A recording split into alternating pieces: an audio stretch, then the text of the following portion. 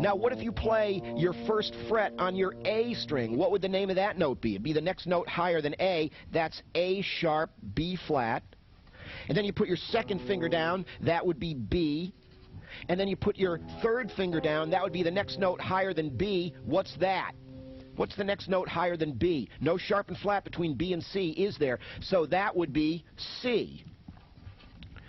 And finally on that string, you put your pinky down on that string, and what would the name of that note be? The next note higher than C is, of course, C sharp or D flat. Once again, here's the notes you just played with your 4 fingers. Remember, you've got a chart just like this in your support material, too. If this is coming at you a little fast, you can just, check that out as you're going by. Now, my pinky note on my A string was C sharp, D flat. What's the next note after that in the musical alphabet? It's D, right? That's why your next string is tuned to D. It picks up right there with D. And there has been 4 notes in between these 2 strings, so the strings so far, right? That's because you have 4 fingers. On your D string, your first fret with your first index finger on that would be D sharp or E flat. And then your second finger on that string would play E. Now take a look at this. You started on E down here. Our low open string was an E, right? And now we've encountered another E on the second fret on our D string over here. Notice we're also about halfway across the neck at this point, and we've hit another E. Well, we've gone 1 octave, and if you count the number of notes we've played at this point, it's 13 notes. 1, 2, 3, 4, 5, 6, 7, 8, 9, 10, 11, 12, 13. 13 notes we played, and we have gone 1 octave, and we're about halfway across the neck at this point. You'll also notice that your high string up here on the guitar is also tuned to an E. Your low string is an E, and your high string is an E up here. Are those the same pitch? Are those 2, your low E down here at the bottom and your high E up at the top, are those the same pitch? No, of course not. Listen to them. This high E is much higher in pitch than this low E is. A lot of people think they're only 1 octave apart. You're about to find out that actually they're 2 octaves apart. It's 1 octave gets us to about the middle of the neck here, and it's going to be another octave to get us up to the high E string. So we are on the 2nd fret on our D string, and that's an E note. Let's keep going. The 3rd fret on your D string would be the next note higher than E. That's F. And then your pinky note would be F sharp, G flat. Once again, there's the 4 notes you just played with your 4 fingers. Just when you run out of fingers, what's the very next note after F sharp, G flat? It's G, right? That's why your next string is tuned to G. Your open next string is G. It picks up right where you left off on your D string. Now, here's where things get a little bit interesting. We have noticed that all the strings of the guitar are tuned 4 notes apart because you have 4 fingers, right? Well, what you're about to find out now is very important. There are 2 strings on the guitar that are not tuned the same distance apart that all the other ones are. And it's these 2 strings right here. Your next 2 strings, your G string and your B string, are not tuned 4 notes apart. They're only tuned 3 notes apart. These strings are tuned 1 note closer together than any of the other strings on the guitar are. And everybody goes, why did they decide to do that? They had this nice logical 4 fingers, 4 notes apart type thing going on. Why did they decide to mess with that and mess us all up? Well, the answer is a very interesting thing that we're just going to touch on once for right now, and we'll be talking about this more later on. A guitar is what's known as a polyphonic instrument. Polyphonic means many-noted. Polyphonic instruments are the types of instruments that you can play multiple notes simultaneously on. You can play chords on. A guitar is a polyphonic instrument. A piano is a polyphonic instrument. You can play chords on these instruments. A saxophone or a trumpet, these are monophonic instruments. They will only play 1 note at a time. You can't play notes on a trumpet. I mean, you can't play chords on a trumpet, right? You knew that. You can only play 1 note at a time. One thing that you got to keep in the back of your mind about all polyphonic instruments is this, and this might never have occurred to you before. You cannot assume that every single combination of notes that you might ever want to play on a polyphonic instrument is something that's actually going to be physically possible for you to accomplish.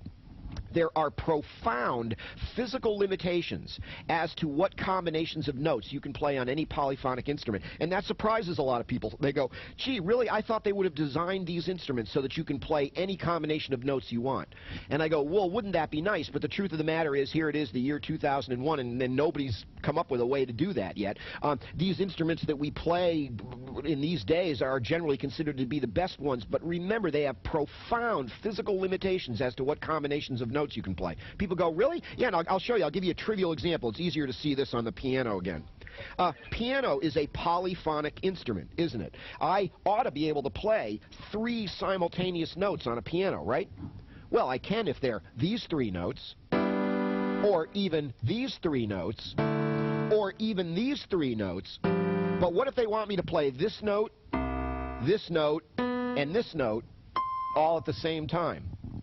This note, one in the middle of the keyboard, and then the one up at the top of the keyboard. How am I supposed to do that all at the same time? My fingers, I can't do that. My fingers won't reach like that.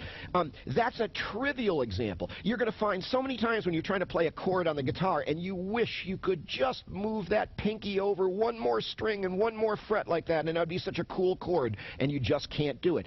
There are physical limitations as to what combinations of notes you can make your fingers play on any polyphonic instrument. How do you like that? So, back to our question here. Remember, our actual question is, why, when they tuned all the other strings 4 notes apart, why did they decide to tune these strings only 3 notes apart? Well, the answer is somebody figured out one day, a couple of hundred years ago, that if they made that one little compromise in the way the instrument was tuned, all of a sudden a whole lot of very useful finger patterns, particularly in the area of chords, a whole lot of finger patterns that had previously been impossible to do, suddenly became possible. And they just decided to go with that. You know, it would, I suppose, would have been nice if all the strings could have been 4 notes apart, but it just made it a more limited instrument. Somebody said, hey, let's do that, and you can play a lot more chords. And that's the way the guitar, the standard tuning of the guitar has been that way ever since.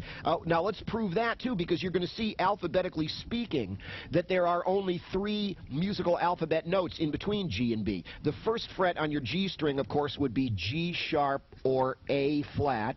And then your second finger would play A, and then your third finger would play A sharp, B flat. And notice how that's only 3 notes.